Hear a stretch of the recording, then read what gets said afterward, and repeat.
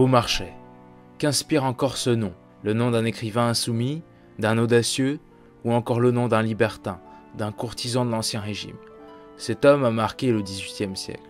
Encore aujourd'hui, qui n'a pas entendu parler du mariage de Figaro, une de ses fameuses pièces? Nous allons ensemble entamer un périple. Pas un périple de mémoire, non. Nous allons aller plus loin que cela. Je vous propose à vous, spectateurs, de vous laisser inspirer, de me suivre dans cette promenade dans le temps. Ensemble, nous irons au-delà des écrits, au-delà des mots. Nous allons réaliser une quête entre passé, présent et futur, à la découverte de ce personnage incroyable que fut Pierre-Augustin Caron de Beaumarchais. Il est l'incarnation d'une audace, l'audace d'être libre, d'une vitalité, d'une véritable rage d'entreprendre. Ce faisant, il a marqué nombre de ses contemporains et de nos ancêtres. Cet homme du passé, je vais vous montrer à quel point il était un homme moderne, et je pense même qu'il vous inspirera.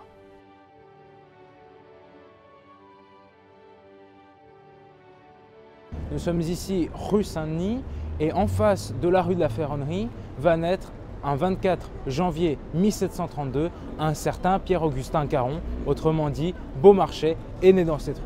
Ses premières années de vie forment un contexte intéressant. En effet, il va être le seul garçon de sa fratrie et qui va compter 6 autres sœurs, dont 3 seront plus âgées que lui. Il va naître de l'union entre une femme de la bourgeoisie, Marie-Louise Pichon, et Pierre-Charles Caron, un calviniste qui va se convertir au catholicisme pour pouvoir exercer sa profession qui est horloger. En effet, à l'époque, être horloger est un privilège. Les montres sont rares, ce sont des objets de luxe. Ainsi, rue Saint-Denis, où le petit Beaumarchais va grandir et exercer en tant qu'apprenti auprès de son père, il se presse le beau monde et surtout les nobles de la cour ou de riches bourgeois. Au XVIIIe siècle, être horloger, c'est aussi être joaillier. Ces petites horloges se vendent très cher bien qu'elles aient tout un problème. Dû à un mécanisme imparfait, elles prennent toutes de l'avance, si bien que l'on ne sait jamais exactement l'heure qu'il est. Globalement, l'enfance de Beaumarchais est heureuse. Il vit dans un microcosme assez joyeux. Ainsi, tous les soirs, sa famille se retrouve à l'étage pour jouer de la musique. C'est ainsi qu'il apprend à jouer de la harpe. Également, son père va lui transmettre le goût des bonnes lettres et ses sœurs vont entretenir un lien privilégié avec le jeune Pierre-Augustin. D'ailleurs, il sera souvent là, comme vous allez le découvrir, pour leur sauver la mise. Évidemment, il y aura quelques ombres au tableau, notamment pendant l'adolescence de Beaumarchais. Il aura quelques problèmes avec son père, et à tel point que Pierre-Charles, à un moment, le mettra à la porte et refusera carrément de voir Pierre-Augustin revenir à la maison. Et ce n'est qu'après de longues et plates excuses que le jeune Beaumarchais pourra revenir au domicile familial. Également, on reproche déjà à Beaumarchais d'avoir une petite dérive, notamment celle d'être un séducteur avec les jeunes clientes de la boutique de son père. Dans les années 1740 et 1750, des événements importants vont avoir lieu dans la vie du jeune Beaumarchais. Tout d'abord, en 1748, une de ses sœurs décide de se rendre à Madrid pour rejoindre son mari qui est maître maçon. Une autre de ses sœurs va la rejoindre et celle-ci a un talent qui risque de faire fureur à la cour d'Espagne, le talent de confectionner des chapeaux. Également, on notera que ce n'est pas au XXIe siècle qu'on a commencé à s'exiler dans d'autres pays pour avoir une carrière professionnelle. On peut voir que déjà au XVIIIe siècle, c'était quelque chose de possible. Et ce qui est également intéressant, c'est que ce déménagement professionnel et amoureux va se réaliser grâce au conseil d'un homme d'affaires espagnol qui fréquente l'horlogerie des Caron. Ensuite, entre 1751 et juillet 1752, le jeune Beaumarchais va s'atteler à un problème d'horlogerie récurrent du XVIIIe siècle, le problème de l'avance dans les montres. La solution réside dans un nouveau mécanisme. Pierre-Augustin réussit à imposer au rouage de la montre une petite immobilisation permettant à l'heure de toujours rester synchronisée. Le jour où il fait cette découverte, il a 20 ans. Et elle risque bien de révolutionner le secteur de l'horlogerie. Manque de bol, ce jour-là, un autre horloger, Monsieur Lepôtre, lui rend visite. Fou de joie, Beaumarchais lui fait part de sa création et lui donne des croquis. Quelques jours plus tard, le Mercure de France, une gazette de l'époque, va publier dans ses pages la dernière invention de Monsieur Lepôtre. Celui-ci a l'audace de s'attribuer l'invention de Beaumarchais. Alors ça, le jeune Pierre-Augustin ne va pas aimer du tout. Et c'est là que va s'amorcer l'un de ses premiers combats judiciaires. La carrière judiciaire de Beaumarchais va être très longue et émaillée de nombreux combats. Comme vous allez le découvrir, Pierre-Augustin Caron de Beaumarchais va entretenir des rapports souvent tumultueux avec l'appareil judiciaire en raison des nombreuses injustices qu'il va subir, mais il va également souvent impliquer l'opinion publique dans ses affaires. Il écrit un mémoire au Mercure de France, au ministre le comte de Saint-Florentin et à l'Académie des sciences. Dans tous les mémoires qu'il leur envoie, il décrit son invention avec une précision inégalée. Ceci afin de ne laisser aucun doute sur le fait qu'il est bien le véritable auteur de l'invention. Dans ses écrits, il fait déjà preuve d'un rare talent. Il essaye toujours d'impliquer personnellement son interlocuteur dans sa cause. Et ceci sera à la base de ses grands succès littéraires qu'il connaîtra dans les années suivantes. En effet, le jeune Beaumarchais est déjà un écrivain de talent. Et qui plus est, un écrivain déjà iconoclaste. Lui, le simple apprenti, ne s'est pas dégonflé face au grand horloger Lepôtre qui est défendu par le roi. Au contraire, l'injustice l'a révolté et il a cherché à obtenir réparation coûte que coûte. Beaumarchais va obtenir justice, donc on va le reconnaître comme étant le vrai inventeur du nouveau mécanisme, et grâce à cela, il va obtenir donc une flopée de nouveaux clients et va devenir le fournisseur officiel du roi Louis XV.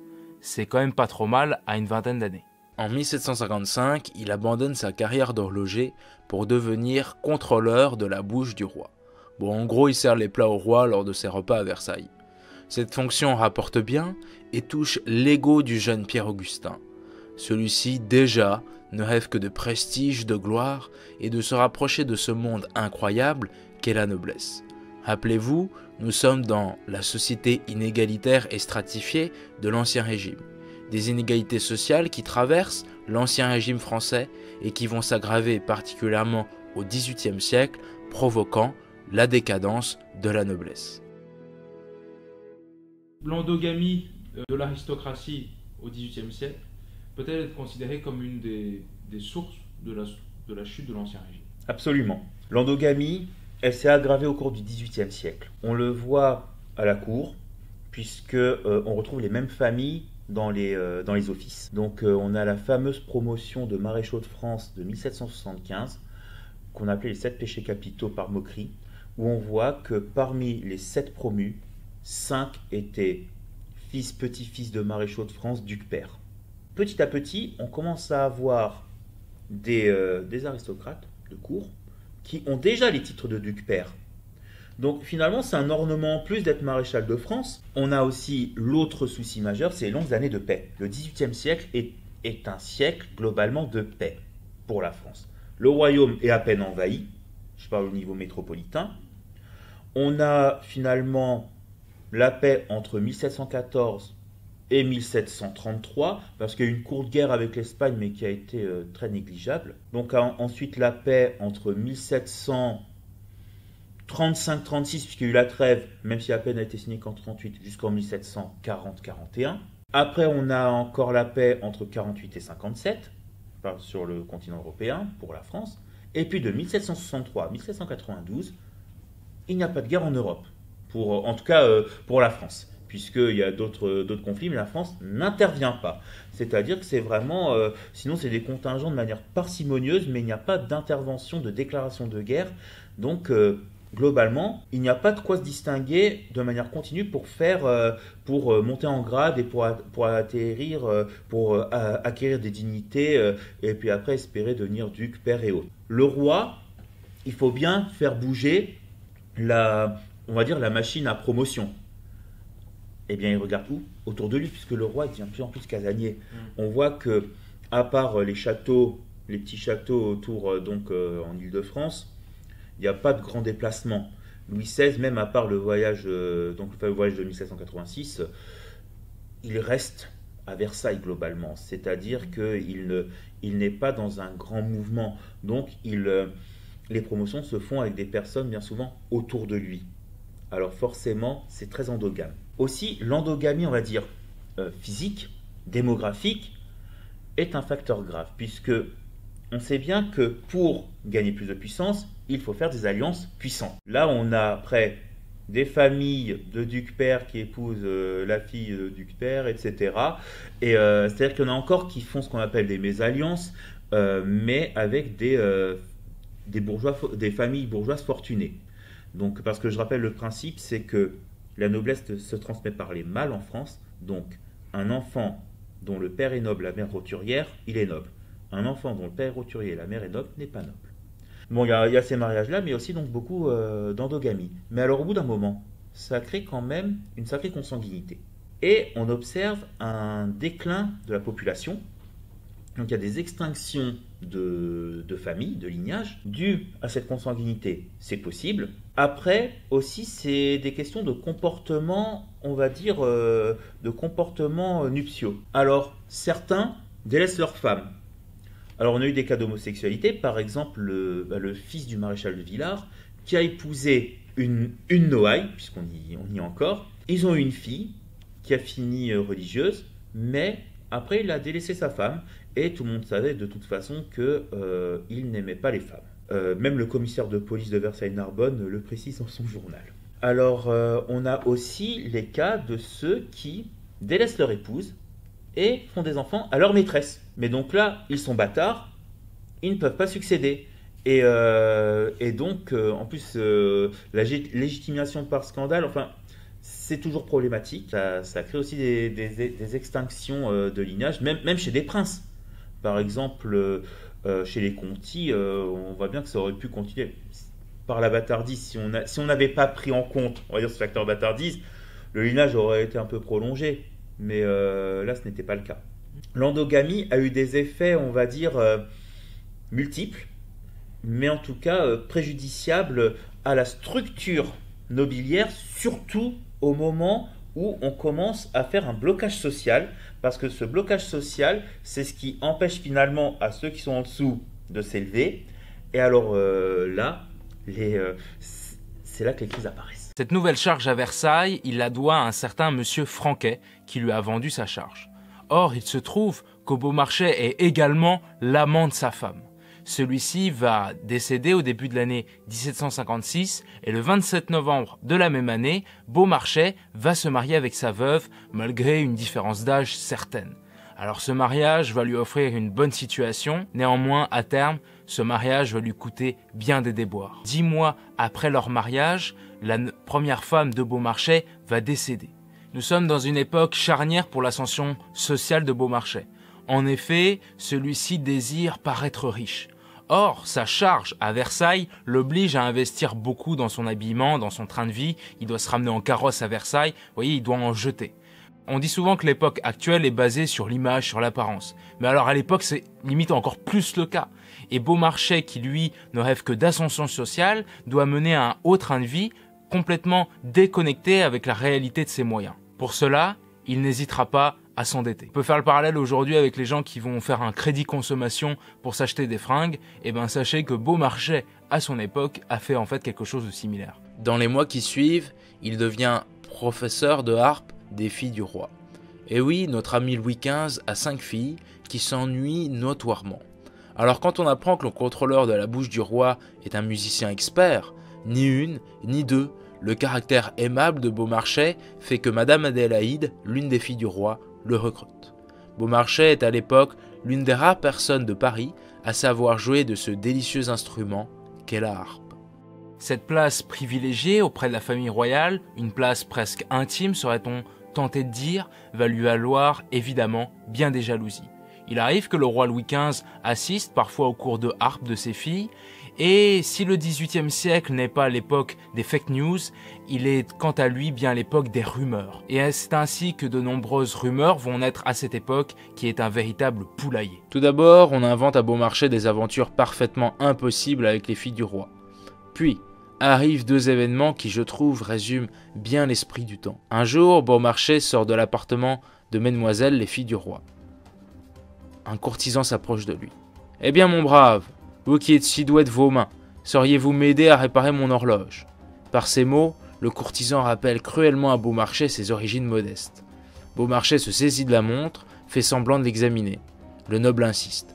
Puis Beaumarchais la fait tomber par terre et elle se brise en 1000 morceaux, provoquant des rires hilars de la part des autres courtisans présents. Un autre événement sera plus sanglant. Sous les murs de Meudon, Beaumarchais affronte l'un de ses calomniateurs.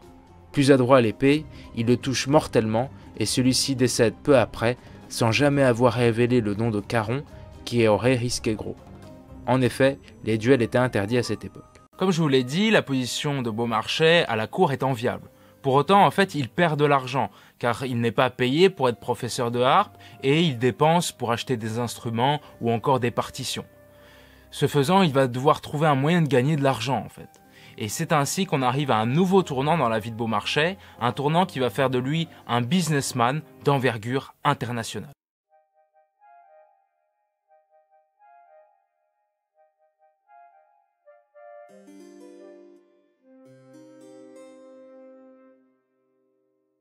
Nous sommes en 1760.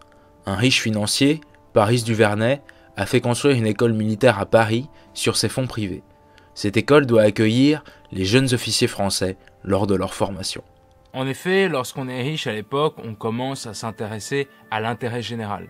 Il est normal que l'homme le plus riche du XVIIIe siècle soit de Bernard Arnault de l'époque, un certain Paris Duvernay va se mettre à financer des bâtiments servant l'intérêt public sur le Champ de Mars à côté de l'actuelle Tour Eiffel. Il va financer l'école militaire, qui est d'ailleurs encore aujourd'hui toujours debout. Notons que c'est dans cette école que Napoléon a fait ses études dans les années 1780 et que j'ai moi-même fait un discours. Seulement voilà, Paris Duvernay était un ami, un proche de la Pompadour. Celle-ci n'est plus à la mode à la cour et son bâtiment risque de tomber en décrépitude car de moins en moins d'officiers s'y rendent pour s'y former. En effet, le roi n'y accorde guère d'intention.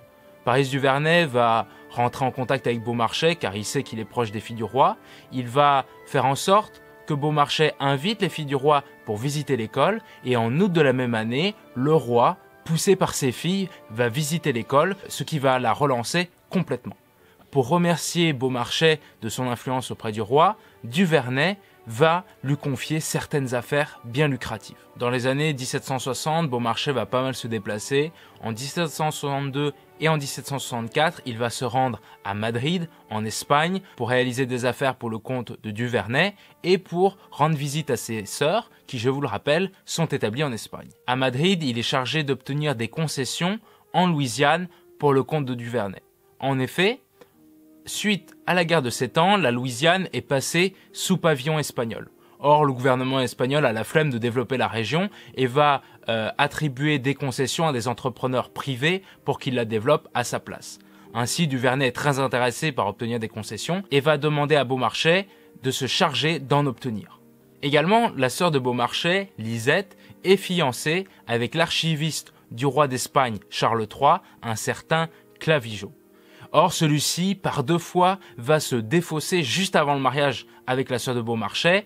Vous vous en doutez bien, elle va se retrouver dans un état psychologique de détresse absolue. Et Beaumarchais va se décider à faire rendre gorge à cet Espagnol qui a humilié sa sœur.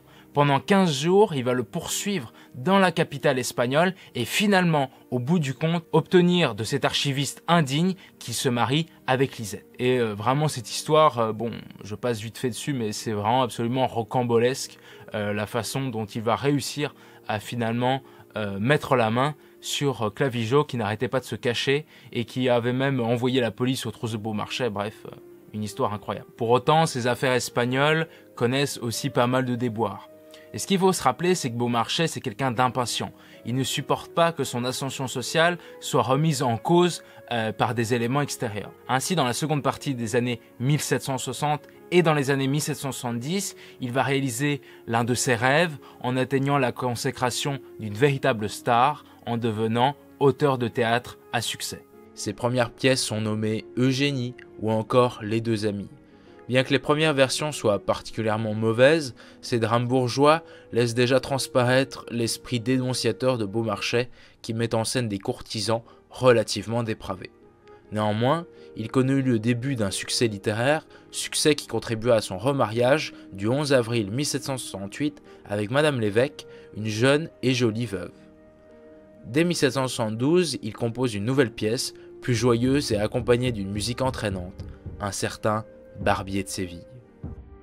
Ce mariage va lui apporter certains avantages financiers et un fils. Néanmoins, il va s'avérer être un calvaire pour Beaumarchais. En novembre de l'année 1770, il perd sa femme qui meurt de la phtisie. En 1772, il perd son fils. Je vous laisse imaginer l'état psychologique de quelqu'un qui vient de perdre 2 femmes, plus un fils. Ce qu'on peut voir, c'est que les grands succès que Beaumarchais a dans sa vie, il ne les tire pas du néant, mais au contraire d'une capacité de résilience incroyable au vu des épreuves, je veux dire, extrêmement dures qu'il va vivre. Dans les années 1770, 2 procès vont défrayer la chronique et faire connaître Beaumarchais du grand public, faisant de lui un homme tantôt haï, tantôt adoré. Ce sont les affaires Lablache et Gozman. L'affaire Lablache tire son nom du neveu de Paris Duvernay. Celui-ci va décéder le 17 juillet 1770, âgé de 87 ans. Il va léguer un héritage considérable à son neveu, le comte de Lablache. Or, il se trouve qu'il devait également de l'argent à Beaumarchais, notamment des dividendes sur des revenus forestiers qu'ils avaient en commun. Ce qu'il va se passer, c'est que Lablache compte garder tout l'héritage pour lui et va au contraire accuser Beaumarchais d'avoir manipulé son oncle afin de lui soutirer de l'argent. Tout ceci afin de ne pas lui payer l'argent qu'il lui doit. On peut le dire que ce Lablache était une véritable ordure. Je pense que c'est correct. En 1773, l'affaire va connaître un tournant majeur. En effet, le juge qui est chargé de l'affaire, c'est un certain Gozman, un magistrat d'origine alsacienne. Le week-end précédant l'audience du jugement, Beaumarchais tente d'obtenir une audience privée avec le juge afin de lui exposer ses points de vue, car il n'a pas eu l'occasion de le faire. Or, la femme du juge va monnayer les audiences auprès de son époux. Elle va réclamer tout d'abord 50, puis 100 louis à Beaumarchais qui va les verser afin d'obtenir une audience avec le juge Gozman. Or, il se trouve qu'il ne va pas obtenir l'audience et qu'en plus, la femme du juge va réclamer non pas 50 ni 100, mais 200 louis afin de lui obtenir une audience privée. Sans surprise, le jugement rendu par le Parlement, présidé par Gozman quelques jours après, est défavorable à Beaumarchais. Celui-ci est reconnu coupable d'avoir voulu soutirer de l'argent à Duvernay et doit rembourser les frais de procédure et 50 000 livres au comte de Lablache. Il se retrouve littéralement ruiné. D'ailleurs, dans les heures qui suivent le rendu du jugement, on commence à faire des saisies dans ces hôtels particuliers à Paris. Cependant, Beaumarchais ne va pas se laisser faire. Il va décider de se venger en détruisant la réputation du juge Gozman. En effet, celui-ci monnayait ses audiences, ce qui était évidemment interdit. Or, Beaumarchais va commencer à faire répandre la rumeur dans Paris que le juge était en réalité un juge corrompu. La femme du juge, Madame Gozman, va alors porter plainte contre Beaumarchais pour calomnie. Et alors le Parlement, donc l'équivalent de la Cour de justice de l'époque, va prendre l'affaire en main car cette rumeur salit grandement sa réputation. D'autant plus qu'il y a eu récemment une réforme judiciaire qui a mis en place de nouveaux parlements, les parlements Maupeou. Or, cette rumeur salit grandement la réputation de ces nouveaux parlements. 2 complices de Gozman sont rapidement arrêtés pour faux témoignages. Dans les jours qui suivent, Gozman va tenter d'influencer l'opinion publique en payant des gazetiers, donc des rédacteurs de gazettes, pour qu'ils critiquent très fortement Beaumarchais et qu'ils le décrédibilisent. Beaumarchais va être soumis à un interrogatoire par les juges.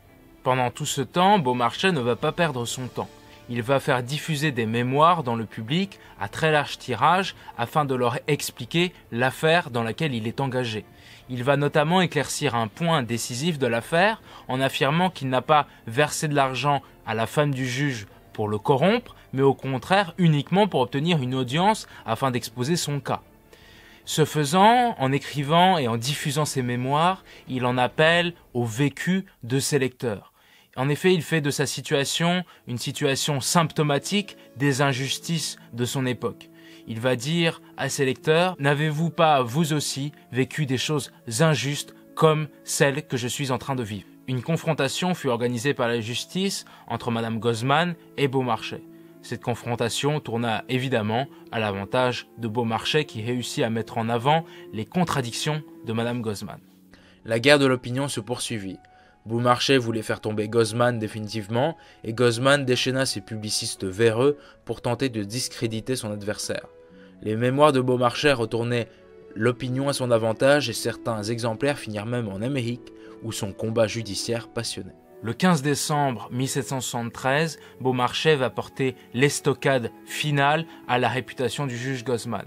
il va révéler dans un de ses mémoires que celui-ci a trompé sa femme, a eu un enfant avec une femme du peuple, qu'il s'est fait nommer parrain de l'enfant et qu'à présent, il refusait de lui donner de l'argent pour survivre et que la pauvre femme avait dû s'en remettre à la charité de l'archevêque de Paris pour survivre. Quel honnête juge ferait cela? Dans les heures qui suivent, Gozman va être arrêté pour usage de faux et corruption. Les mémoires de Beaumarchais dans cette affaire furent tirés à environ 10 000 exemplaires. Un certain Voltaire déclara, parlant de ses écrits, « Jamais rien ne m'a fait plus d'impression ». Même Goethe lui apporta son soutien. L'affaire fut jugée le 26 février 1774. Gozman fut démis de ses fonctions. Madame Gozman dut rembourser l'argent perçu grâce à la corruption et Beaumarchais fut également condamné. Il perdit ses titres et ses droits civiques. Ce jugement d'une injustice révoltante fit de Beaumarchais l'homme le plus populaire de France.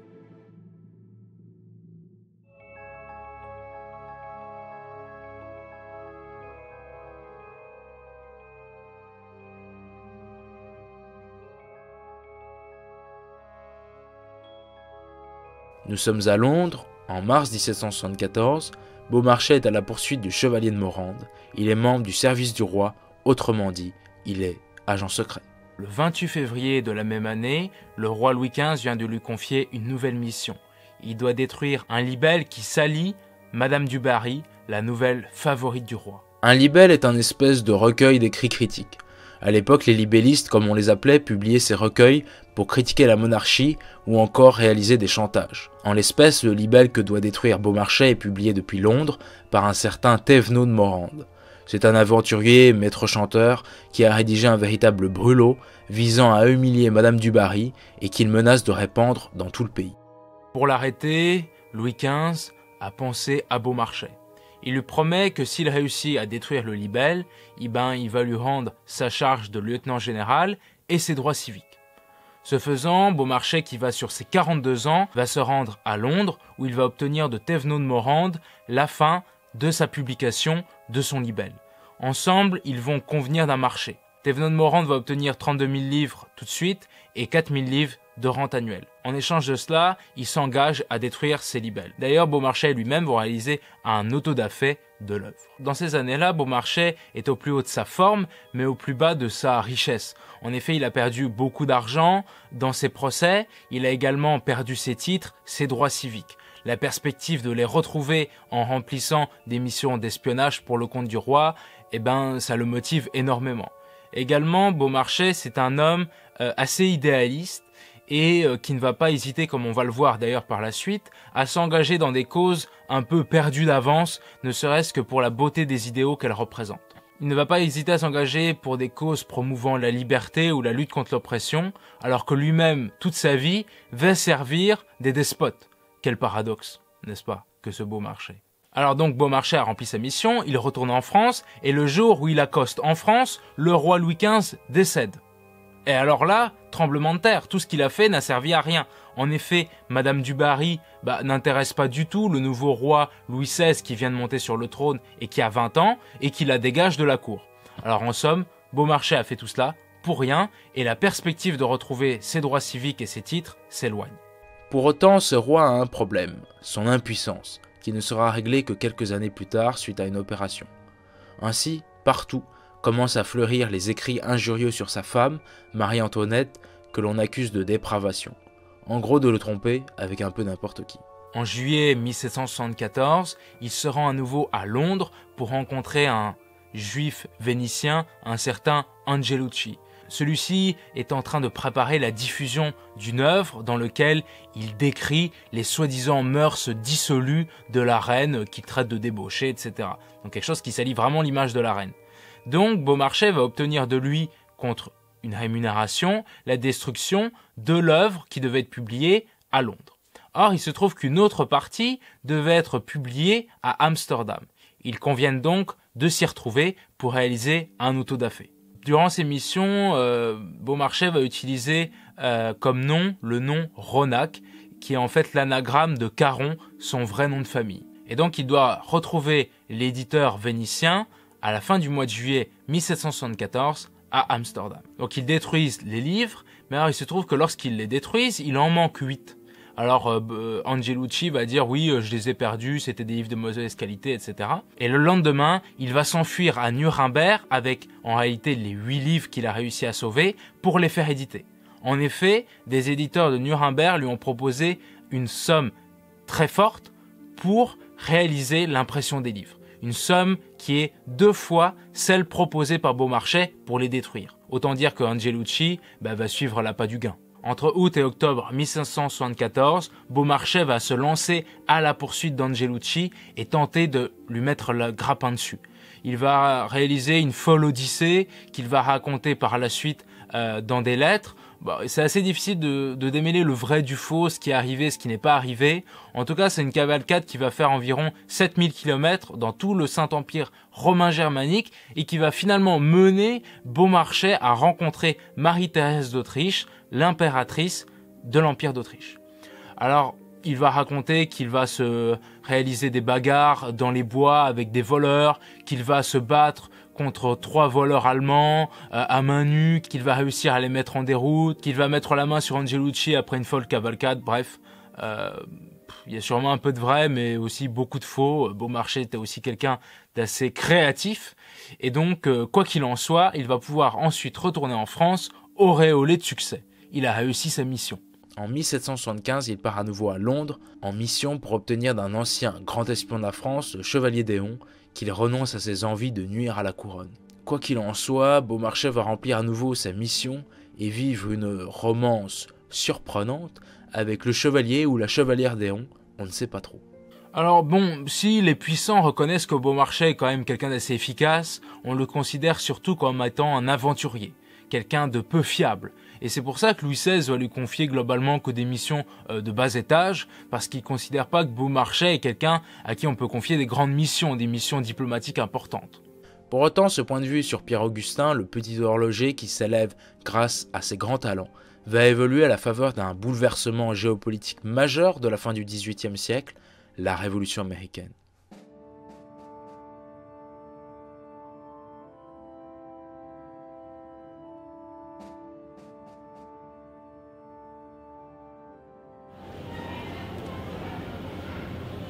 Alors nous sommes dans le Marais, devant la rue Vieille du Temple. Ici, au 47 rue Vieille du Temple, Beaumarchais va installer sa société qui va nommer la société Rodrigue Hortalès et compagnie. Grâce à cette société, il va fournir pour plus de 5 millions de livres d'équipement à l'armée américaine en 1 an et grâce à cela, il va sauver la Révolution américaine. Comme je vous l'ai dit, au cours des années 1770, Beaumarchais se rend très souvent à Londres. Et en 1775, il va faire la rencontre de certains insurgents, notamment un certain Arthur Lee, un envoyé du Congrès américain en Angleterre. Depuis le début des années 1770, des troubles parcourent les colonies américaines de l'Angleterre. Les colons refusent de payer les nouvelles taxes imposées par Londres. C'est le fameux épisode du Tea Party de Boston. Le conflit s'envenime et en 1775 a lieu une fusillade à Lexington entre les insurgés américains et l'armée anglaise. C'est le début de la guerre d'indépendance américaine. Arthur Lee, le représentant des 13 colonies américaines, confesse à Beaumarchais que les troupes insurgées risquent d'être écrasées par les Anglais si aucune aide extérieure ne leur parvient. Beaumarchais va décider alors de s'engager dans le soutien à la Révolution américaine pour diverses raisons. Tout d'abord, il va soutenir une cause typique de l'époque des Lumières en sponsorisant l'avènement d'une nouvelle république. Ensuite, il va aussi s'impliquer dans le fait de laver l'honneur de la France qui avait été humiliée suite à la guerre de 7 ans qui lui avait fait perdre toutes ses colonies américaines. Enfin, c'est une motivation pour lui afin d'ouvrir de nouveaux marchés à ses entreprises vers l'Amérique et ouvrir également de nouveaux marchés au commerce français. En effet, Beaumarchais est l'un des premiers à voir dans le marché américain un marché en pleine expansion et surtout un partenaire commercial à privilégier pour les années à venir. Visionnaire, notre Beaumarchais. Un visionnaire qui va prendre le risque de soutenir une révolution tout en se remplissant les poches et en lavant l'honneur de la France. En somme, c'était le combo parfait. Pour aider les insurgés, il échafaude une affaire politico-commerciale comme il le dit lui-même. Il crée une société écran, la Rodrigue Hortalès et compagnie, qui siège à Paris. La France verse 1,5 million. à convertir en pièces d'or portugaises les moyadores. On expédie cet or aux insurgés américains en contre-valeur de leur papier-monnaie qui ne vaut rien. Contre ce demi-million, le Congrès américain verse à la compagnie Hortalès l'équivalent en denrées américaines comme du tabac ou du coton que l'on écoule en France. Avec un autre demi-million que la France lui verse, la compagnie Hortalès achète des équipements militaires aux manufactures royales au quart du prix habituel et le revend 4 fois le prix au Congrès qui paye à nouveau en matières premières. Pour un investissement initial de 1 million de livres, on peut attendre un bénéfice de 3 millions.